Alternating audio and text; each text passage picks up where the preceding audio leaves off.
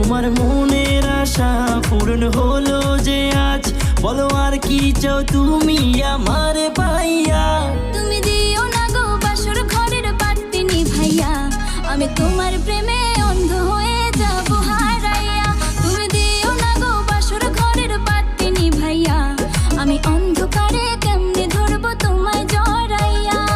তুমি যখন আমার পেছন পেছন ঘুরেতে, তুমিও তো মুচকি হেসে আমায় দেখতে।